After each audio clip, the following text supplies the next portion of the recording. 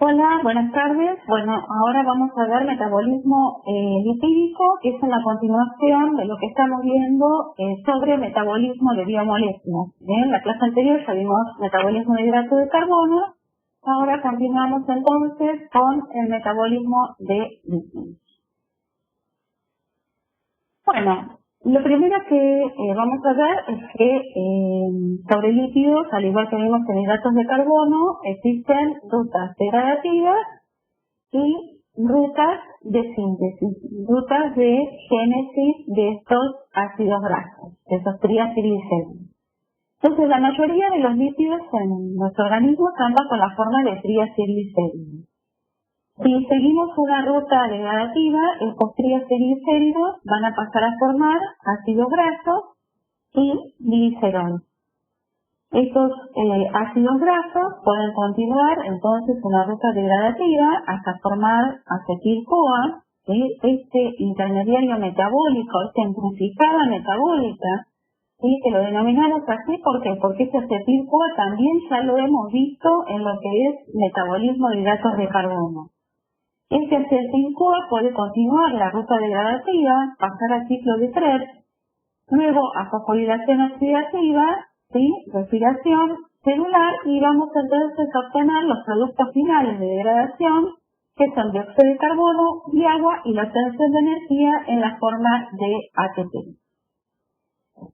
En una ruta sintética, a partir de acetilcoenzima A, nosotros podemos obtener ácidos grasos, los cuales unidos al glicerol pueden formar nuevamente triacilglicéridos.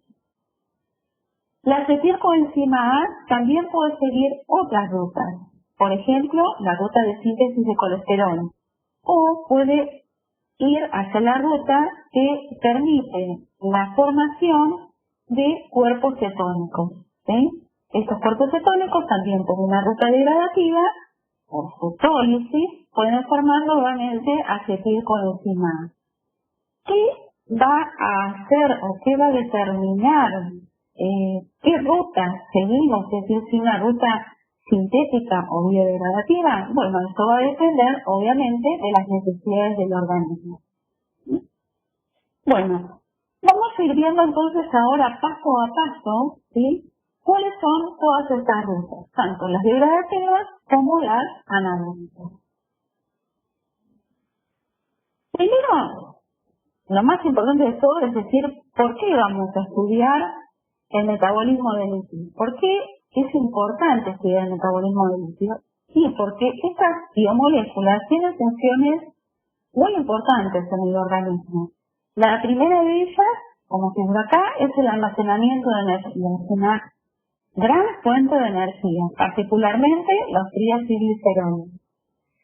La degradación precisamente de estos triacilgliceroles, como les había mostrado en la diapositiva anterior, permite obtener altos niveles de energía, gran cantidad de energía en forma de ATP.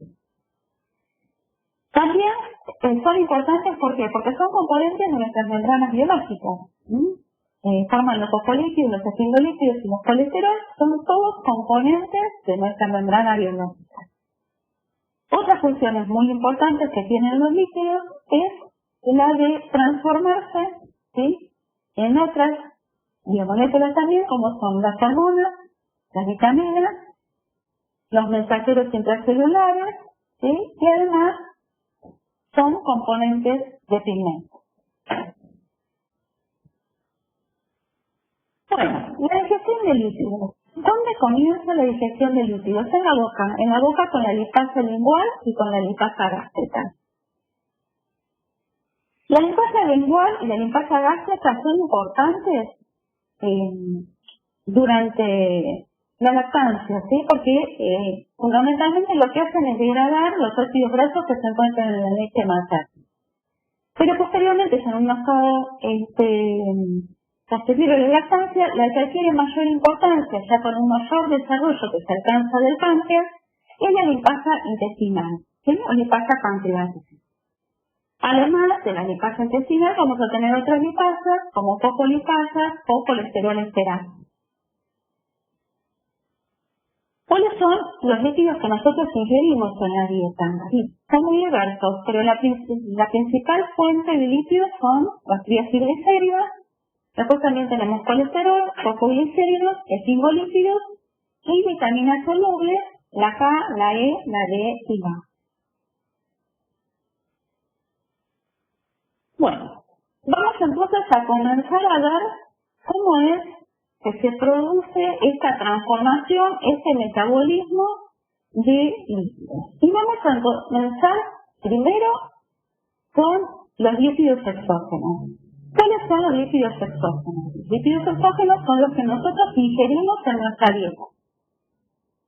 Esos lípidos que ingerimos y que dijimos que son preponderantemente triglicéridos y también algo de colesterol, para poder ser digeridos, deben sufrir un procesamiento. En ese procesamiento participan las sales biliares, ¿sí?, que son secretadas por el hígado, ¿sí?, a través de un conducto, ¿sí?, un conducto biliar común que llega hasta el duodeno, ¿sí? Y además vamos a tener la secreción de las enzimas pancreáticas, de la lipasa pancreática, que como ya habíamos visto, participa en la degradación. Pero bueno, ¿cuál es la importancia de las sales biliares que son secretadas por el hígado? Estas sales biliares lo que hacen es unirse, ¿sí?, a los grandes glóbulos grasos, ¿sí?, que llegan al intestino, que llegan junto con el filo del intestino, es decir, con todos los productos de nuestra digestión, llegan a la primera porción del intestino, el duodeno, y esos grandes glóbulos de grasa entonces se ponen en contacto con estas sales biliares. Y estas sales biliares lo que hacen es emulsificar. ¿Qué significa emulsificar? Significa que cuando se ponen en contacto, ¿sí?, con estos grandes glóbulos, estas sales rompen estos glóbulos grandes en partículas más pequeñas y las engloban. ¿Por qué las engloban? Porque vamos a ver que las sales biliares presentan una estructura muy particular, con una porción que es hidrofílica y otra que es hidrofóbica. Esta porción hidrofílica se ubica sobre toda la parte externa de esta micela, de esta nueva gota que se ha formado de menor tamaño alrededor de la gota de líquido. Y crea entonces toda una superficie que va a ser hidrofílica. Mientras que la porción hidrofóbica se va a ubicar hacia el lado interno y se va a poner en contacto con la gota de grasa. Entonces, ¿qué es lo que permite estas sales biliares? Bueno, permite que se crea toda una superficie que es hidrofílica. Y entonces permite su solubilidad dentro, ¿sí?, de todos los fluidos intestinales. Y además permite que una lipasa es una proteína.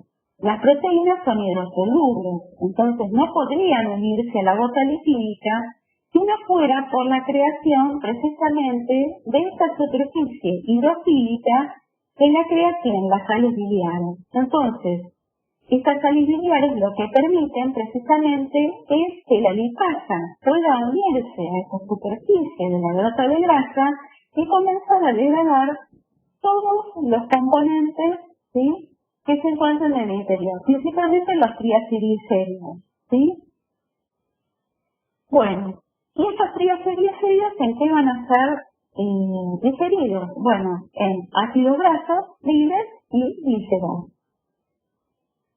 Siguiendo un paso más allá, estas sales biliares también lo que van a hacer es empezar a separar todos estos productos de degradación de aquellos triacilglicéridos que no han sido degradados.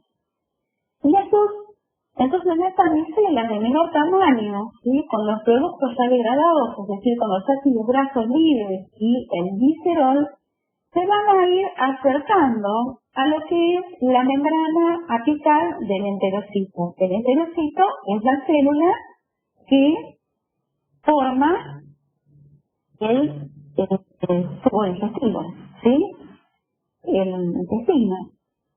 Entonces, lo que van a hacer es ir acercándose, como le dije, a esta superficie apical. Entonces, repasemos un poquito. Habíamos dicho que teníamos grandes gotas de líquido, ¿sí?, que en su interior tenían triglicéridos y colesterol. Van a llegar las sales biliares desde el hígado, que van a emulsificar estas grandes gotas de líquido, van a permitir esas sales biliares que se una una lipasa en la superficie de estas gotas de grasa ya emulsificadas, para que se produzca la degradación de los triglicéridos, ¿sí?, y se van a formar micelas más pequeñas con esos productos de degradación. Estas micelas, como dijimos, se van acercando a la porción apical de los enterocitos y van a liberar los monoglicéridos, los ácidos grasos libres, el glicerol, y todos estos van a pasar a través de la membrana apical debido a que son moléculas liposolubles. Entonces atraviesan por difusión simple la membrana apical. Lo mismo va a ser el colesterol liberado, ¿sí?, que va a atravesar esta membrana, y las sales biliares que son liberadas de estas micelas que ya dejaron sus productos de degradación, ¿sí?, para que ingresen al intestino. Esas sales biliares van a ser recicladas hacia el hígado nuevamente para volver a ser utilizadas. Bueno, pero volvemos. Entonces dijimos que los monoglicéridos, los ácidos grasos libres y el colesterol ingresan al enterocito. Una vez que ingresan, los ácidos grasos libres y el glicerol y esos monoglicéridos van a reesterificarse. ¿Qué quiere decir? Que a partir del glicerol y de los ácidos grasos se produce nuevamente la esterificación, es decir, la formación nuevamente de triacilglicerol. Esto ocurre entonces en el retículo endoplasmático liso. Esos triglicéridos, ¿sí?, van entonces a unirse ahora al colesterol y a una proteína muy particular que se denomina apoproteína, que ahora vamos a ver más adelante. Pero ya vemos que se forma entonces un complejo que incluye triglicéridos, colesterol y una proteína. Esa nueva molécula que se forma se llama kilomicrón. Y va a ser englobada, formando vesículas, por el aparato de Golgi. Y estas vesículas, por exocitosis, se liberan, ¿sí?, desde el enterocito hacia la linfa. De la linfa pasan por todo el sistema linfático al conducto torácico y del conducto torácico a la vena cava. Es decir, van a pasar a circulación sanguínea. ¿Sí? Bueno.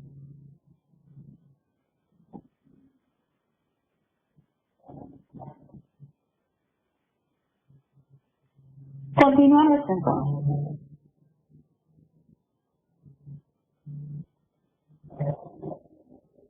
Como les venía diciendo recién, los kilomicrones van a pasar a sangre, ¿sí?, para transportar los lípidos que conocemos como lípidos exógenos. Los transportes de lípidos en sangre se realizan a través de unas moléculas particulares que se denominan lipoproteínas. Existen 4 tipos de lipoproteínas que transportan los lípidos en la sangre. Uno de ellos, los kilomicrones, que son los que acabamos de describir, que son los encargados de transportar los lípidos exógenos, los lípidos que provienen de la dieta. Después tenemos otro tipo de lipoproteínas de muy baja densidad, las VLDL, que son los encargados de transportar los lípidos endógenos. ¿Qué son los lípidos endógenos? Los lípidos que son sintetizados en nuestro organismo, principalmente en el hígado. Tenemos además otras 2 lipoproteínas, las lipoproteínas de baja densidad, o LDL, y las lipoproteínas de alta densidad o HDL. La denominación de estas proteínas, como ven, es de acuerdo a su densidad. La densidad se da por el contenido, principalmente por el contenido de lípidos y de proteínas que tienen estas moléculas, ¿sí? A mayor cantidad de lípidos vamos a tener una menor densidad. Y esta denominación de LDL está dado precisamente por nos habla acerca de su densidad, está en inglés, ¿no? Very low, ¿sí? Density lipoprotein. Bueno, ¿qué son las lipoproteínas? Bueno, las lipoproteínas son complejos de lípidos y proteínas, ¿sí? Estas proteínas se denominan apoproteínas y son las responsables de realizar ese transporte de triacilglicéridos, ¿sí? Y además de otros compuestos como fosfolípidos, colesterol y ésteros de colesterol. ¿Por qué son importantes estas apoproteínas? Porque van a determinar el estado metabólico de estas lipoproteínas. Es decir, estas apoproteínas van a ser reconocidas por distintos tejidos, ¿sí? A través de receptores particulares. Y vamos a ver que cada una de estas lipoproteínas de las cuales estuvimos hablando, cada una de estas 4 lipoproteínas de las cuales estuvimos hablando, tienen diferentes tipos de apoproteínas, ¿sí? Entonces, estas apoproteínas lo que hacen es dirigir, de alguna manera, hacia dónde van a ir estas lipoproteínas. Y por eso se dice que determinan el estado metabólico de las lipoproteínas. Estas proteínas pueden ser integrales o periféricas. Bueno, vamos a empezar a ver cómo es el transporte de los lípidos exógenos. ¿Se acuerdan que los lípidos exógenos habíamos dicho que eran aquellos lípidos que provenían de la dieta? Por eso los llamamos exógenos. Esos lípidos exógenos iban a ser incorporados en un tipo de lipoproteína que nosotros conocíamos como kilomicrón. Ese kilomicrón, ¿se acuerdan? Era provenía desde el sistema digestivo, desde el enterocito, ¿sí? El duodeno principalmente, y de ahí viajaba por el sistema linfático y después a sangre. Bueno, una vez que está en sangre, ¿sí? Que está circulando este kilomicrón, se lo denomina kilomicrón naciente, ¿no? Es un kilomicrón con un alto contenido de triacilglicéridos. Y es reconocido por la presencia de una apoproteína, y es la apoproteína B48. Cuando está en circulación en la sangre, se va a encontrar con otra lipoproteína que es la HDL.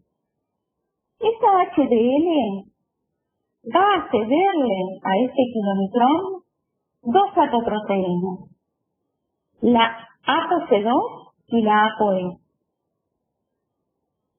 La ApoC2 es importante porque va a activar una lipoproteína que la vamos a encontrar en el endotelio de los capilares sanguíneos, ¿sí?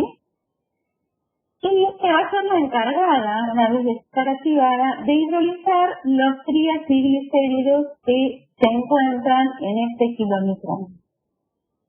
En este kilomicrón que ya lo denominamos maduro, porque tiene las 3 apoproteínas. La degradación de los triacilglicéridos hace que se formen ácidos grasos libres y glicerol. Estos ácidos grasos libres van a pasar hacia los tejidos subyacentes. ¿Cuáles son los tejidos subyacentes? Sí, pueden ser tejido muscular esquelético, tejido muscular cardíaco, que va a utilizar esos ácidos grasos como fuente de energía.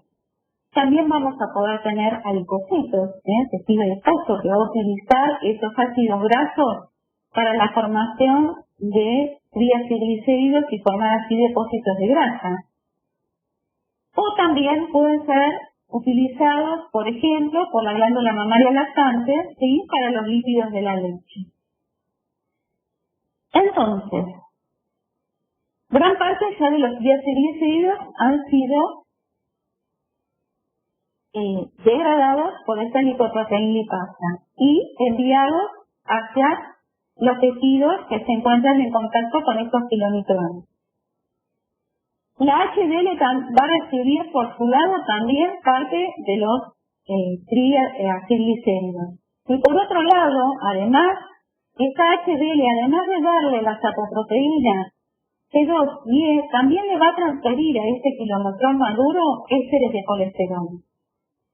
Entonces, el kilomicrón que queda, que es el kilomicrón remanente, va a ser un kilomicrón de menor tamaño porque ya tiene menor cantidad de triglicéridos y va a tener una mayor cantidad de ésteres de colesterol que les han sido cedidos por la HDL. Bajo esas condiciones, ya este kilomicrón remanente lo que hace es devolverle al HDL la ApoC. Continúa su paso hacia el hígado como kilomicrón remanente, pero ahora solo con la apoproteína B48 y la ApoE. Esta ApoE es importante ¿por qué? Porque sirve como señal de reconocimiento, ¿sí?, a los hepatocitos del hígado. ¿Para qué? Para que este kilomicrón remanente pueda ser endositado. Este kilomicrón remanente es endositado, ¿sí?, y se va a unir a lisosomas en el interior del hígado. Y estos lisosomas presentan una gran cantidad de enzimas que lo que van a hacer es degradar todos los productos que se encuentran dentro de este kilomicrón remanente para que el hígado lo pueda utilizar como fuente de energía o para la síntesis de nuevas biomoléculas. Bueno. Entonces, una vez, volviendo a repetir, que teníamos el kilomicrón naciente se pone en contacto con la HDL le cede 2 apoproteínas y ésteres de colesterol a este kilomicrón, que ahora se va a llamar kilomicrón maduro. La ApoC, que había sido transferida desde la HDL, lo que hace es activar una lipoproteína lipasa. La lipoproteína lipasa lo que hace es degradar los triglicéridos.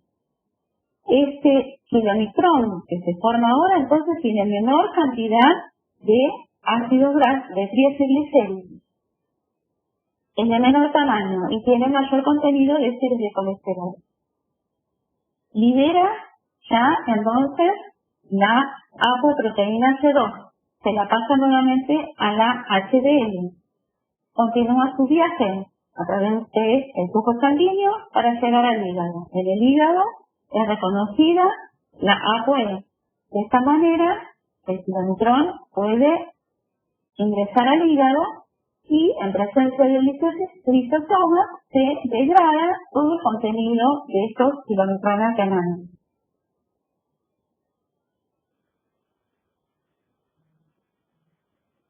Bueno, ya vimos lo que era el transporte de lípidos exógenos.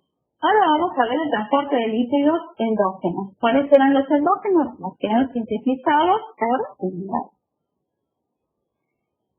Los lípidos endógenos son transportados por un tipo de lipoproteína en particular que se conoce con el nombre de DLDE. Este kilomicrón DLDE naciente tiene una apoproteína que la reconoce que es la ApoB100. En la sangre se ponen en contacto con el HDL. El HDL lo que hace es transferir 2 apoproteínas al DLDL y transfiere también ésteres de colesterol. Se transfieren, como dije, 2 apoproteínas, la ApoE y la ApoC2. La ApoC2 tiene como función activar a la lipoproteína lipasa del endotelio vascular. Esta lipoproteína lipasa lo que hace es degradar los triglicéridos que se encuentran en el interior de esta lipoproteína, del VLDL. El VLDL entonces disminuye en tamaño, ¿sí? ¿Por qué? Porque los ácidos grasos ¿sí?, que fueron liberados se transfieren a los tejidos subyacentes, los que habíamos mencionado hoy: músculo, ¿sí?, esquelético, músculo cardíaco, tejido adiposo o glándula mamaria.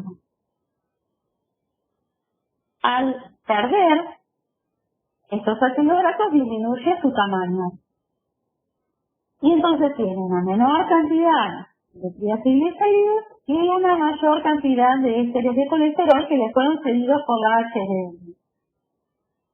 La transferencia de ésteres de colesterol desde el HDL al VLDL y también, ¿sí?, al filomitrón, como había pasado anteriormente, siempre se produce por una proteína transportadora, ¿sí?, una proteína transportadora de ésteres de colesterol, cuyas siglas es CETP. Bueno, este kilomicrón ahora de menor tamaño lo que hace es devolver la ApoC2 al HDL. Y debido a que tiene la ApoE, continúa su viaje hacia donde, hacia el hígado.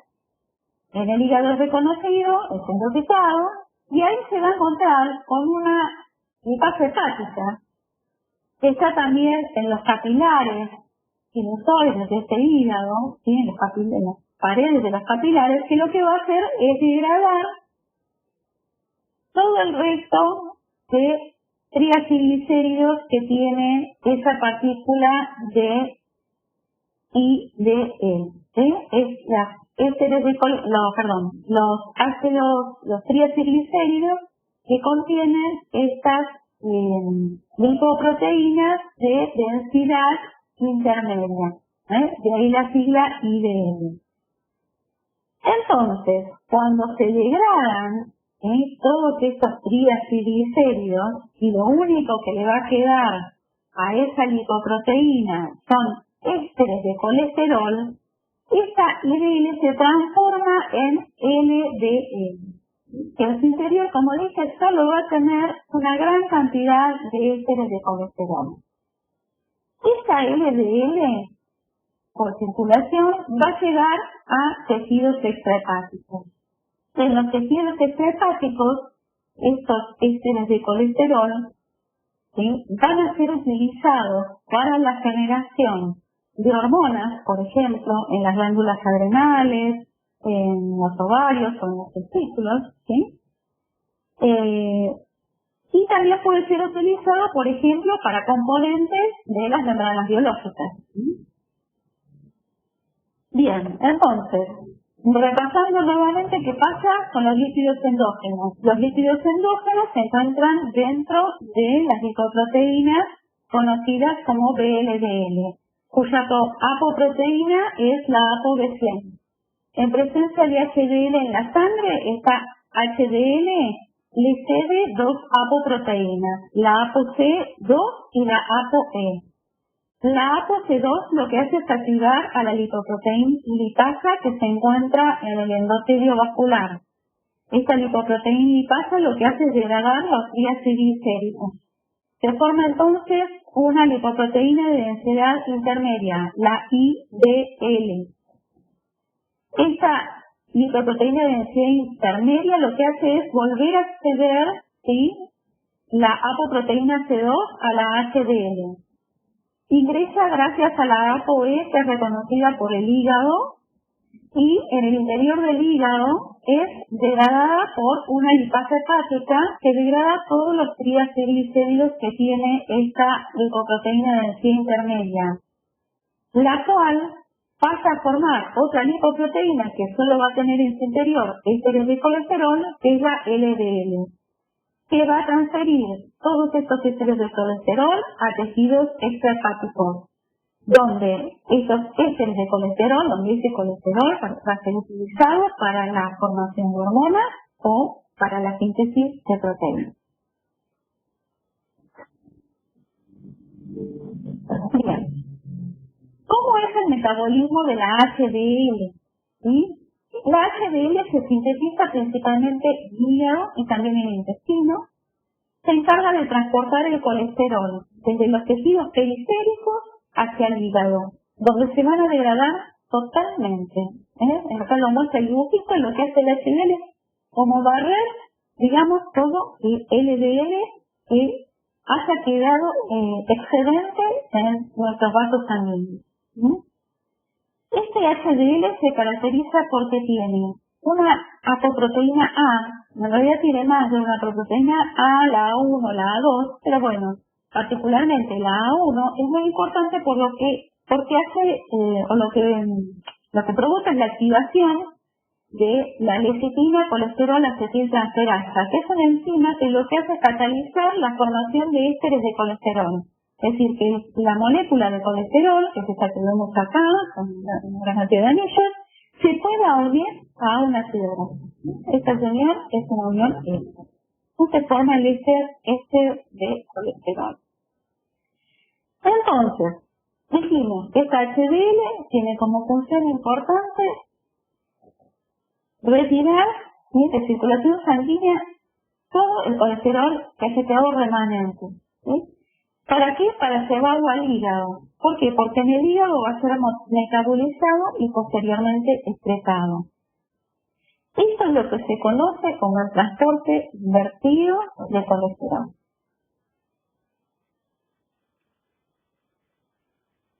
Bueno, ¿cuáles son las enzimas que intervienen en el metabolismo de las lipoproteínas plasmáticas? Tenemos la lipoproteína lipasa, el LPL, que se acuerdan que la encontrábamos en el endotelio de los vasos sanguíneos y que era activada por la ApoC2. Tenemos además la lipasa hepática. La lipasa hepática se encontraba en los sinusoides hepáticos y era la encargada de degradar los triacilglicéridos que traían las lipoproteínas de densidad intermedia. De esta manera se permitía que se formara la LDL, que solo va a tener ésteres de colesterol. Y por último, la diacilcolesterol acetiltransferasa, que es activada por la ApoA1, que se encuentra en las lipoproteínas lipasas conocidas como HDL.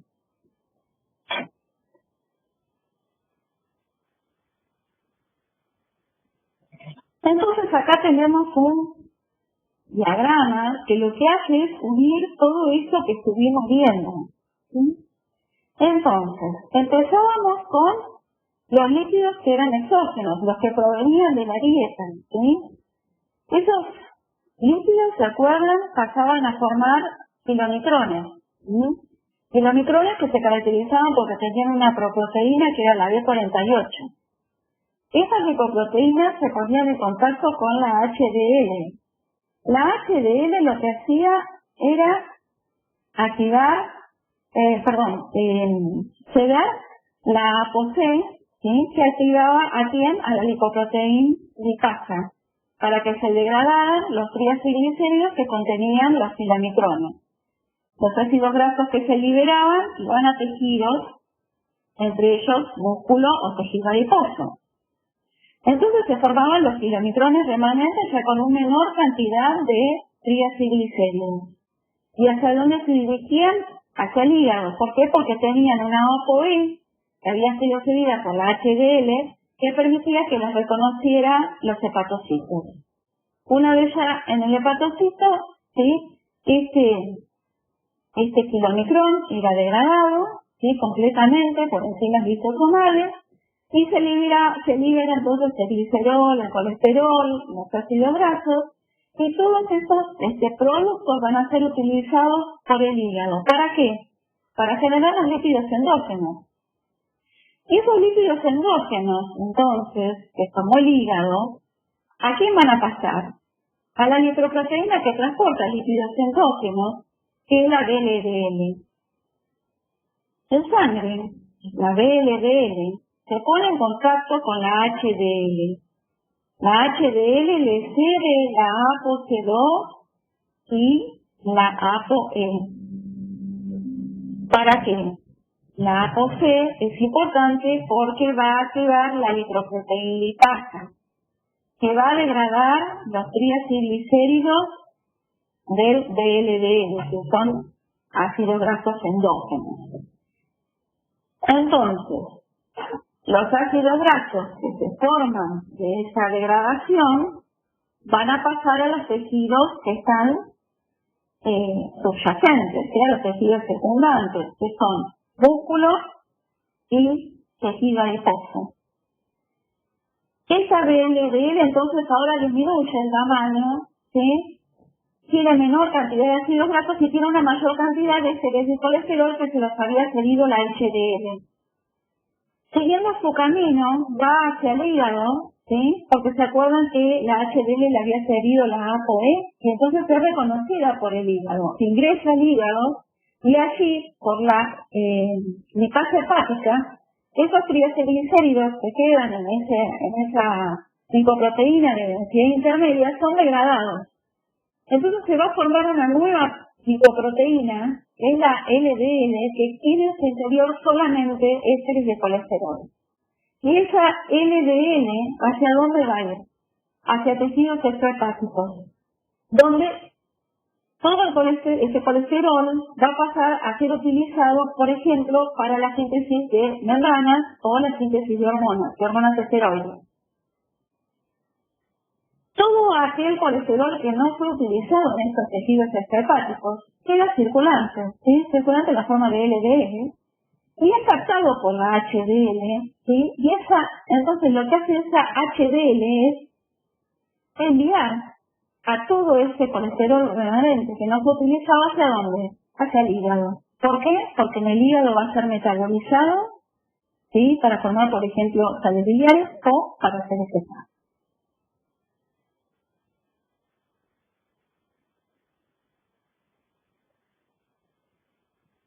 ¿Qué pasa entonces cuando la HDL, por ejemplo, o se forma mucha más LDL de la que debería formarse y se empieza a acumular en nuestros vasos sanguíneos? Y se forma lo que se conoce como el ateroma, ¿sí? Lo que lleva a la enfermedad conocida como aterosclerosis. Los LDL penetran en el endotelio sanguíneo, en el interior se oxidan, ¿sí? Entonces son reconocidos como partículas extrañas por los monocitos, que los engloban, se transforman en macrófagos y empiezan a degradar todos estos ésteres de colesterol. Entonces forman una especie de células espumosas, ¿sí? Que tienen en su interior gran cantidad de gotas de lípidos, ¿sí? De colesterol, y que lo que hacen es ir aumentando de tamaño de modo que lo que es la luz, ¿sí? El diámetro de la luz del vaso sanguíneo empieza a disminuir de tamaño y empieza entonces a quedar retenidas plaquetas, ¿sí? Vasos sanguíneos, y empieza a formarse un trombo, un coágulo, ¿sí? Un trombo, donde voy a tener una gran cantidad de plaquetas. Y además, fíjense que a todas esas estructuras que se están hasta acá, estas células esponjosas, también empiezan a mirar algunas células del tejido muscular, fibroblastos del tejido conectivo. Entonces todo este cúmulo va aumentando de tamaño y cada vez más disminuye entonces la luz de ese vaso sanguíneo y se empieza entonces a retener, ¿sí? La sangre empieza a no circular y se forman estos trombos. Bueno, continuamos entonces. ¿Cuáles son las características de las lipoproteínas? Acá las tenemos un poco resumidas en este cuadro, ¿sí? Donde nos dice dónde se originan las lipoproteínas, fíjense el gigamicrón en el intestino, el VLDL en el hígado principalmente, pero también en el intestino, el IDL en hígado, el LDL en hígado y el HDL en hígado, también algo en intestino. ¿Cuál es el rol fisiológico? Bueno, habíamos dicho que los kilomicrones lo que hacen es transportar los triacilglicéridos exógenos, ¿sí? Los VLDL habíamos visto que transportaban los lípidos endógenos, los que eran sintetizados en el hígado. El IDL es una molécula que va a ser la precursora de la formación del LDL. El LDL contiene principalmente colesterol. ¿Se acuerdan que habíamos dicho? Era el que iba a ir a tejidos extrahepáticos para que esos tejidos usen el colesterol. Y el HDL era el encargado de retirar todo el excedente de colesterol que no había sido utilizado o los tejidos extrahepáticos para ser llevados al hígado, lo que se conoce como el transporte reverso de colesterol. Después viene la aterogenicidad, es decir, la capacidad de formación de ateromas, que es mucho mayor para el LDL, ¿sí? Después la composición, bueno, siempre el kilomicrón es el que mayor cantidad tiene de lípidos, de triglicéridos, de lípidos exógenos. El VLDL también tiene una gran cantidad de lípidos endógenos, y después el resto tiene una distinta proporción de ácidos grasos y colesterol, recordando que principalmente el LDL es la mayor composición es de colesterol. Y después las apoproteínas, que ya las podemos un poco mencionar.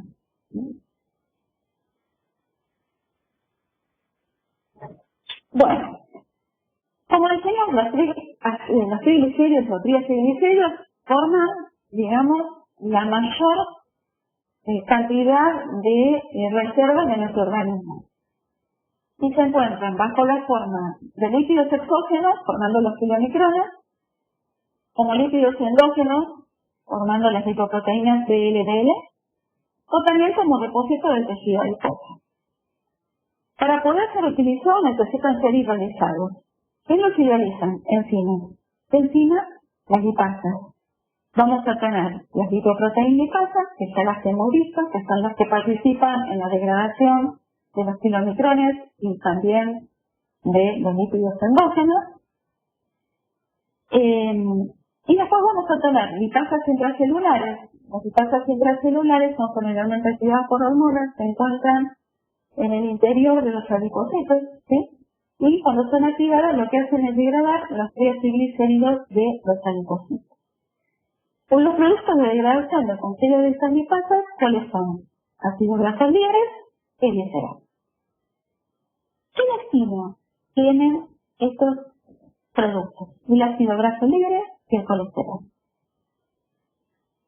Bueno, esto lo habíamos visto ya al principio de la clase. Yo les dije que había rutas que eran anabólicas y rutas catabólicas. El glicerol. ¿Cuál es el destino del glicerol? El glicerol puede seguir una ruta que es anabólica, que permite la formación de glucosa, o una ruta catabólica, que va hacia la formación de piruvato, el cual, en presencia de oxígeno, permite la formación de acetilcoenzima A, y esta acetilcoenzima A entre el ciclo de Krebs y luego la respiración o fosforilación oxidativa para una degradación total de glicerol. ¿Hasta cuándo? Hasta que se forma dióxido de carbono, agua y se produce la formación de ATP. En la ausencia de oxígeno, este piruvato, ¿hacia dónde va? Hacia la fermentación láctica para la formación de ácido láctico. Fíjense que en esta parte es muy similar a lo que ya hemos visto con hidratos de carbono. En presencia de oxígeno logramos una degradación total, mientras que en ausencia de oxígeno la degradación es parcial, ¿sí? Y esto es la formación de ácido láctico. Y otra cosa importante que debemos resaltar acá es, fíjense, que nuevamente tenemos esta biomolécula y este intermediario metabólico, esta encrucijada metabólica que la vemos en todas las rutas metabólicas, ¿sí?, de moléculas orgánicas, que es la acetilcoenzima.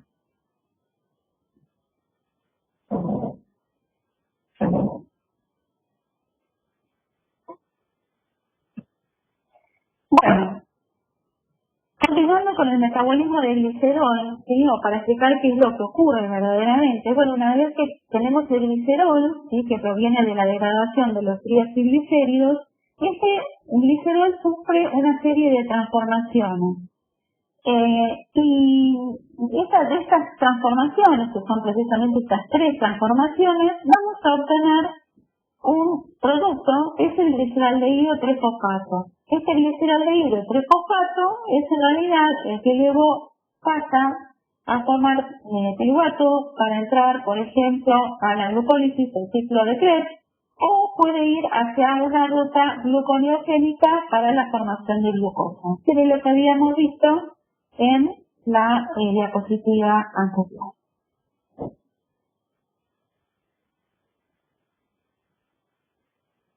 Bueno, ahora vamos a ver el diseño de los ácidos grasos. Ya vimos lo que pasaba con uno de los productos que se formaba de la degradación de los triacilglicéridos, que era el glicerol. Ahora nos queda ver qué pasa con los ácidos grasos. Los ácidos grasos también pueden seguir una ruta de degradación o una ruta de síntesis.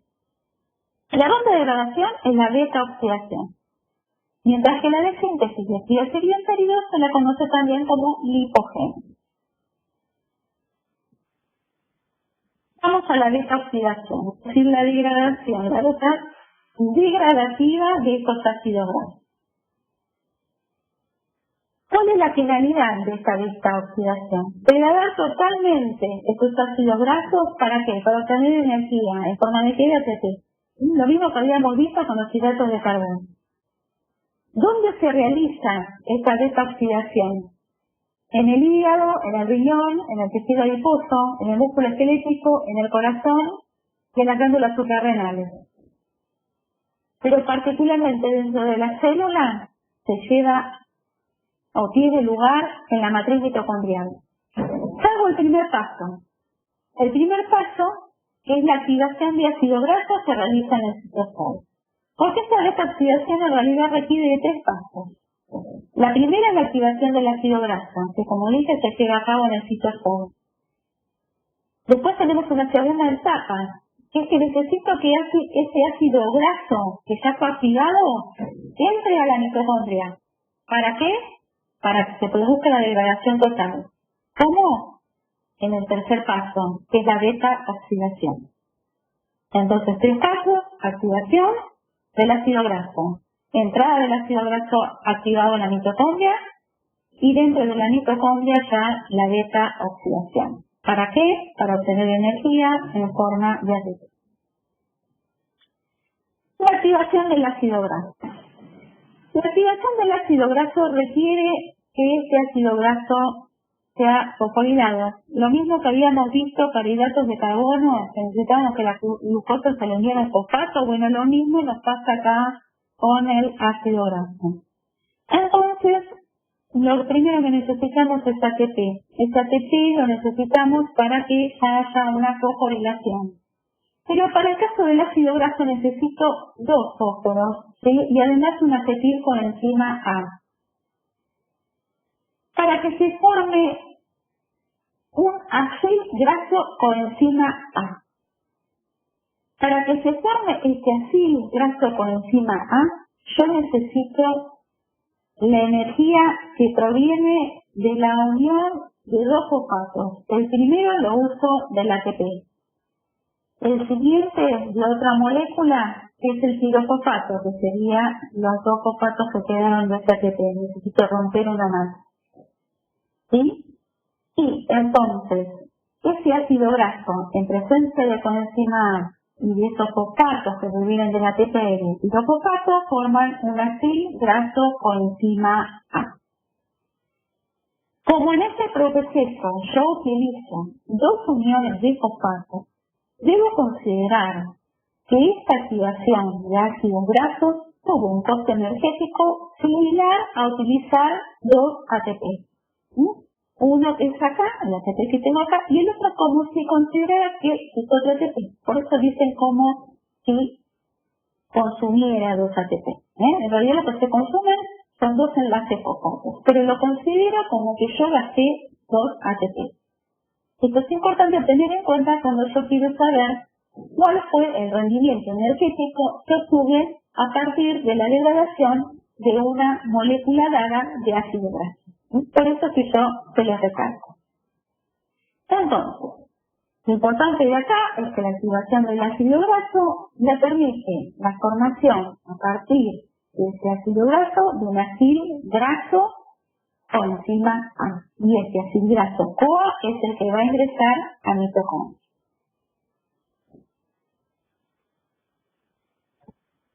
Entonces, yo activé el ácido graso en el primer paso. Se formó la acil-CoA, ¿sí?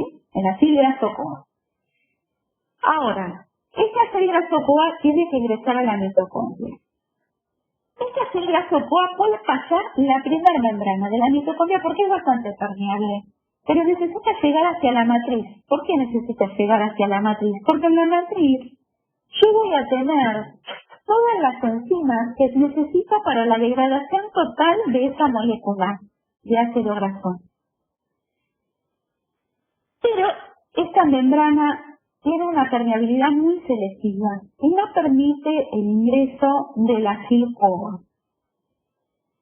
Entonces, existe un complejo, ¿sí?, formado por dos enzimas de una proteína transportadora que permiten el ingreso de ese ácido graso. La primera enzima la vamos a tener ubicada en la membrana interna, pero en su cara más externa, es decir, la que está en contacto con el espacio intermembrana, recuerden, acá tengo esta que está acá, la membrana externa. Acá tengo el espacio intermembrana, ¿sí? Y esta que está acá, con las crestas, donde están todas las enzimas, es la membrana interna. Entonces, yo logré que ingresar acá, hasta el espacio intermembrana. En el espacio intermembrana, pero en contacto con la membrana, la pared externa de la membrana interna de la mitocondria, tengo la aciltransferasa 1. Esta aciltransferasa 1 lo que hace es que se libere, ¿sí?, la coenzima A del ácido graso. Y ese ácido graso, ¿sí?, se une entonces a una carnitina. Y esa carnitina sí puede ser transportada a través de esta enzima, esta proteína, que está translocasa, ¿sí?, puede ser transportada hacia la matriz. Atravesar entonces de esta manera la membrana interna y llegar a la matriz. Y así existe otra aciltransferasa, que es la 2, que lo que hace es que se libere la carnitina, ¿sí?, y que ese ácido graso pueda unirse entonces a la coenzima A, se forma nuevamente ese ácido graso coenzima A, que va a ir hacia la desoxidación. Y la carnitina que había sido liberada por esa aciltransferasa vuelve al espacio intermembrana, ¿para qué? Para volver a unirse a otra otro acil graso, ¿sí?, formar otra vez acilcarnitina, y entonces esto se produce tantas veces sea necesario, ¿sí?, para degradar todos los ácidos grasos. Bueno, esta es entonces la entrada del ácido graso a la mitocondria, a través de este complejo formado por dos enzimas y una proteína transportadora, que permite entonces el ingreso de este acil-CoA, ¿sí?, a través de su transformación en acilcarnitina. Esta acilcarnitina ingresa, la carnitina se libera, el ácido graso se une nuevamente a la coenzima A y se forma el acil-CoA para que entre a la desoxidación. Bueno, la desoxidación. Ya entonces ingresó el ácido graso-CoA a nuestra mitocondria. Perfecto. Entonces ahora vamos a continuar con la degradación. Los ácidos grasos son procesados por 4 reacciones que se repiten en etapas cíclicas. Es decir, un ciclo tiene estas 4 reacciones que vemos acá. Y por cada ciclo se van a desprender 2 átomos de carbono, que van a ser utilizados para generar acetil-CoA. Una molécula que va a tener 2 carbonos unidos a una coenzima A. En estos 4 reacciones se va a formar TAC reducido y NAC reducido, los cuales van a ir después a la cadena de transporte electrónico. ¿Se acuerdan como habíamos visto en hidratos de carbono? Lo mismo pasa acá. Y la acetilcoenzima que se forma en cada ciclo va a entrar acetil-3, que se termina en la cadena de transporte electrónico. ¿Todo esto para qué? Para generar ATP. Entonces, volvemos a decir, el ácido graso CoA va a entrar a la desoxidación. La beta-oxidación va oxidando este ácido graso por ciclos. Cada ciclo tiene 4 pasos. Y en esos 4 pasos se forma un FAD, un NAD y un acetil-CoA. El acetil-CoA va a entrar al ciclo de Krebs para que se forme ATP. Lo mismo ocurre con el FAD y el NAD, que van a entrar a la cadena de transporte electrónico para que se forme ATP. Algo que tengo que recordar es que un NAD generaba un rendimiento de 3 ATP. Es decir, cuando entran a la cadena de transporte electrónico, por cada NAD se van a formar 3 ATP y por cada FAD reducido 2 ATP. Como se formó un FAD y un NAD, en un ciclo yo voy a tener la formación de 5 ATP. Entonces acá tenemos un ejemplo. ¿Cómo hacemos para oxidar un ácido graso, de 16 carbonos? ¿Cuántos ciclos necesito? Necesito 7, como está marcado acá. 1, porque ahí ya aquí 2 carbonos. Acá ya se me forma un acetil-CoA. Acá se me forma otro, acá otro y otro. 7 ciclos. Porque acá ya tengo un acetil-CoA. Entonces necesito 7 ciclos. Como había dicho que por cada ciclo se generaban 5 ATP, ¿se acuerdan del FAD y del NAD? Voy a tener, por la totalidad de vueltas, que son 7, 35 ATP. Pero además, dije que se me formaban 8 moléculas de acetil-CoA. 1, 2, 3, 4, 5, 6, 7 y 8. 8. Esas 8 entran al ciclo de Krebs. Si se acuerdan del ciclo de Krebs que lo vimos en la degradación de hidratos de carbono, ¿sí? De cada ciclo de Krebs yo tenía 2 ATP. ¿Por qué? Porque el ciclo de Krebs me da 1 ATP, 3 NAD y un FAD. ¿Sí? Entonces tenemos 1 ATP, 9 ATP de los 3 NAD que se formaban y 2 ATP del FAD que se formaba. En total son 12 ATP por cada ciclo de Krebs. Como yo tengo 8 acetil-CoA que van a entrar al ciclo de Krebs y cada ciclo de Krebs da un rendimiento total de 12 ATP, tengo que multiplicar 8 por 12. Son 96 ATP. Estos 96 ATP se suman a los 25 ATP que provenían de los 7 ciclos. Esto me da un total de 131 ATP. Como yo en el proceso de activación gasté el equivalente a 2 ATP, ¿se acuerdan la activación del ácido graso? ¿Sí? Para formar ácido graso CoA, les dije que era el equivalente a utilizar 2 ATP, ¿sí? Los restos de esos 131. Entonces, ¿cuánto tengo? 129 ATP. Para comprender bien cómo es este balance energético de la oxidación, hay unos ejercicios que ustedes los van a tener en la guía, tanto en la guía PDF como en la guía virtual. Pero yo les voy a pedir, como dice en la clase, que para el sábado que tenemos la clase de consulta, ustedes hagan los cálculos correspondientes a la desoxidación de un ácido graso de 6 carbonos y que comparen el resultado que les da con la cantidad de ATP que se forma de la oxidación de una molécula de glucosa. Entonces voy a comparar a ver con quién obtengo más energía, si con la oxidación de un ácido graso de 6 carbonos o con la glucosa que también tiene 6 carbonos. ¿Sí? Bueno, es una tarea para lograr, para realizar para el sábado y ahí lo discutimos. Bueno, vamos a continuar entonces. Vimos la ruta de hidratación, ¿sí? Bueno, del ácido graso. Ahora vamos a ver qué pasa. La lipogénesis, con la síntesis, con la lipogénesis. ¿Cuándo se produce lipogénesis? Y la lipogénesis es cuando yo tengo un exceso de acetil-CoA, ¿sí? Ya no voy a agregar más, entonces lo acumulo, ¿bajo qué forma? Y bajo la síntesis de ácidos grasos, de lípidos. También otras biomoléculas pueden pasar a formar lípidos. Los hidratos de carbono, como dicen exceso, tengo exceso de acetil-CoA, ¿sí? Por supuesto, no tengo que agregar el lípido.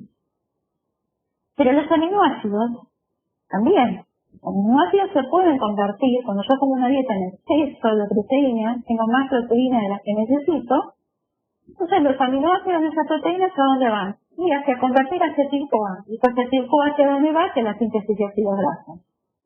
Todo lo que está en exceso se acumula ¿bajo qué forma? Bajo el depósito de grasa. La síntesis de triglicéridos, que sería la unión de glicerol más los ácidos grasos, se realiza principalmente en el hígado, ¿sí? Donde se va a formar el LDL, es decir, los lípidos endógenos, ¿se acuerdan? Y en menor medida en el tejido adiposo. Entonces, los principales lugares donde voy a tener formación de triglicéridos es en el hígado y en los adipocitos. ¿Y dónde se forman? Y bueno, esto ya ustedes lo sabían de antes en la retícula endoplasmática. Cuando vimos células habíamos visto que la función del retículo endoplasmático listo es por excelencia la síntesis de ácidos de triglicéridos.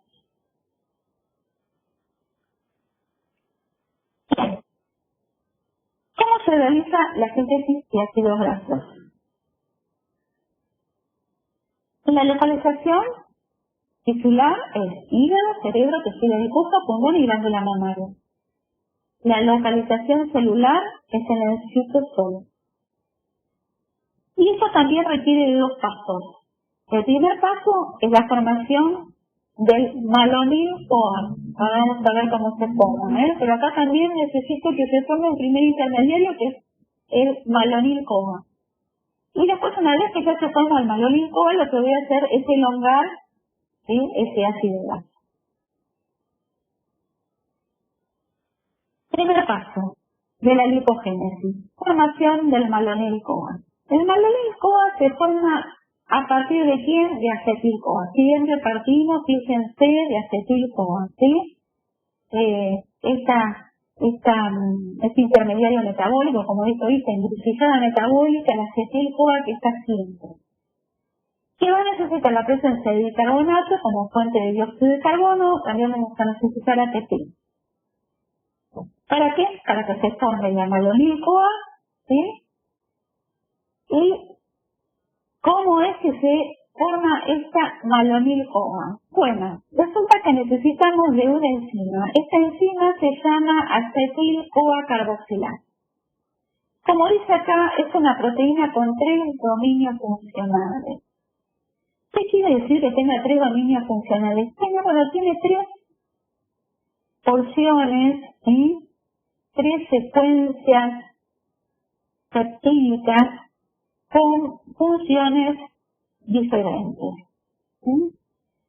Funciones diferentes, pero que de alguna manera están asociadas entre ellas en este caso.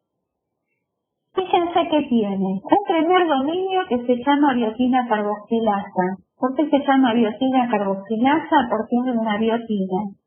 Y esa biotina va a ser carboxilada. Ahora explico bien a qué me refiero.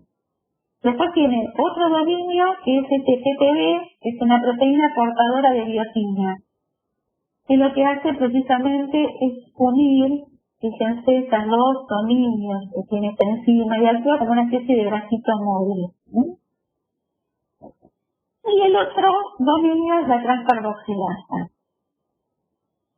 Bueno, ¿cuál es la importancia de esto? Más allá, no tengo por qué recordar todo esto, pero sí recordar que esta carboxilasa tiene una función importante. ¿Cuál es? Bueno, va a permitir que esa biotina que está unida a ella sea carboxilada, es decir, se le une un dióxido de carbono, ¿sí?, que proviene del bicarbonato. Ese dióxido de carbono va a ser transferido. ¿Hacia quién? Por la transcarboxilasa. Eso transcarboxilasa, la transfiere, ¿sí? ¿A quién se lo transfiere? A la acetil-CoA. Entonces, lo que hace es transferir precisamente esta acetil-CoA carboxilasa, lo que se transferir este dióxido de carbono que estaba en la biotina, se la transfiere la acetilcoenzima A. ¿Para qué? Para que se forme el malonil-CoA. Eso es lo único que nos importa a nosotros. Que yo, a partir de acetilcoenzima A, y gracias a una enzima que se llama acetil-CoA carboxilasa, ¿sí? Yo voy a permitir que sea un dióxido de carbono A de acetil-CoA para formar malonil-CoA. Nada más que eso.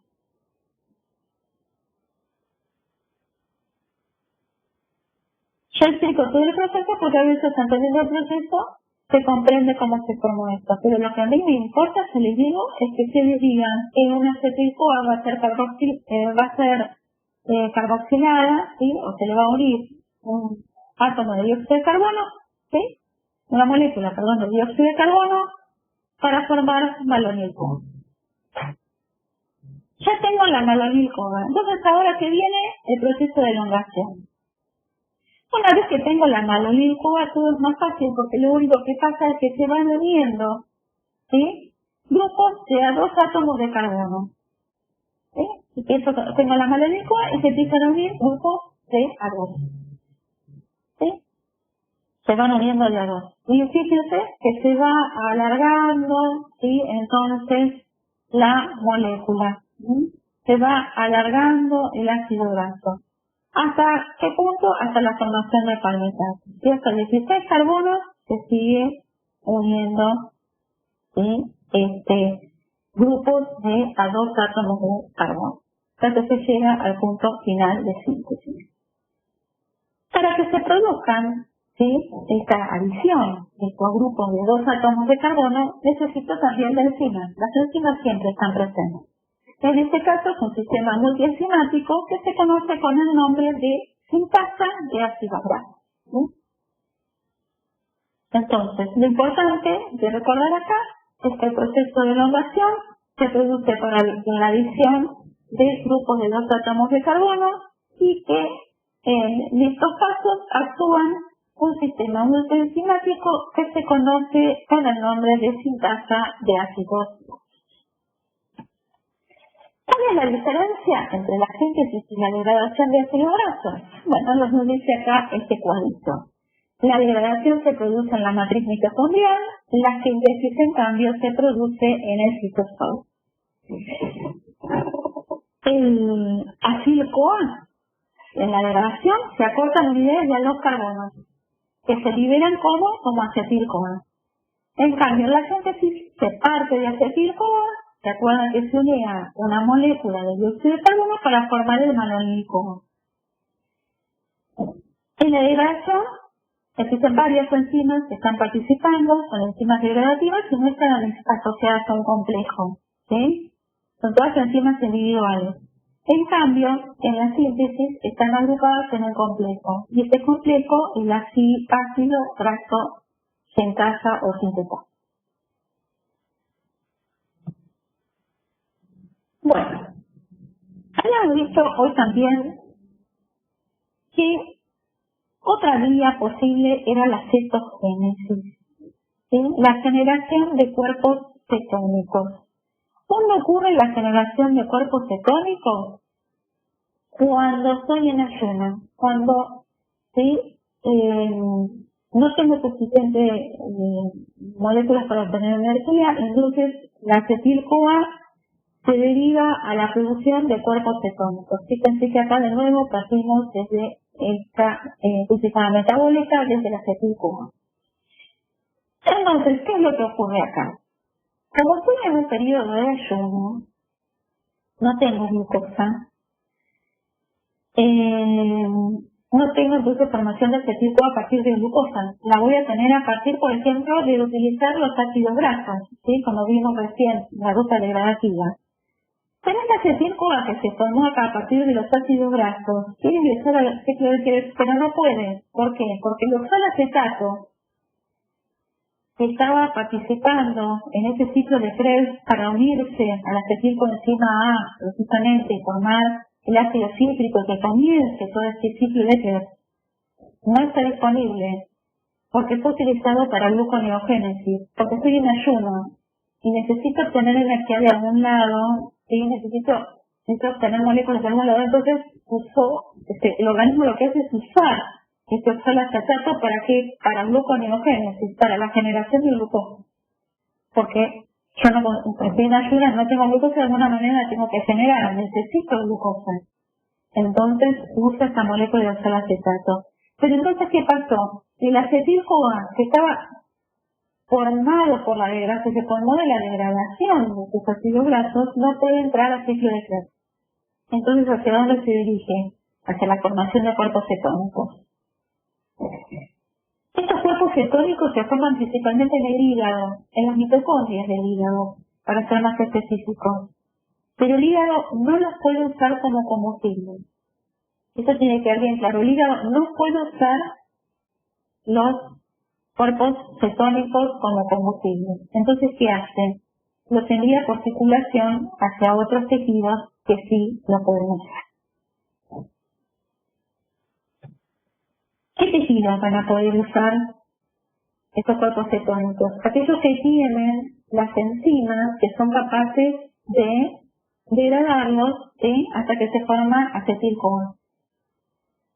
Dentro de estas enzimas, la más importante de recordar por ahí es la tioforasa, ¿sí? Que tiene otro nombre más complejo, pero la vamos a nombrar acá como la tioforasa. Y que es la enzima que está presente en aquellos tejidos que sí pueden utilizar los cuerpos cetónicos, como son el músculo esquelético, el músculo cardíaco, ¿sí? Y también, en algunos casos, ¿sí?, el cerebro. Pero el cerebro es un caso particular, como lo puse acá, porque en realidad tenemos que llegar a un ayuno extremo, ¿sí?, para que esa enzima aparezca, ¿sí? Es decir, solo en condiciones de ayuno extremo la tioforasa es sintetizada. Y entonces el cerebro puede utilizar los cuerpos cetónicos como fuente de energía. En realidad la fuente de energía principal del cerebro es la glucosa. Para que se produzca esta vía, ¿sí?, como dije en el principio, de algunas enzimas, la más importante es la tioforasa, y el acetoacetato debe ser activado a que acetoacetil-CoA. Siempre fíjense que la activación es con la presencia de coenzima A. Y a su vez, este acetil-CoA, luego, por la acción de otra enzima, va a formar 2-acetil-coenzima A.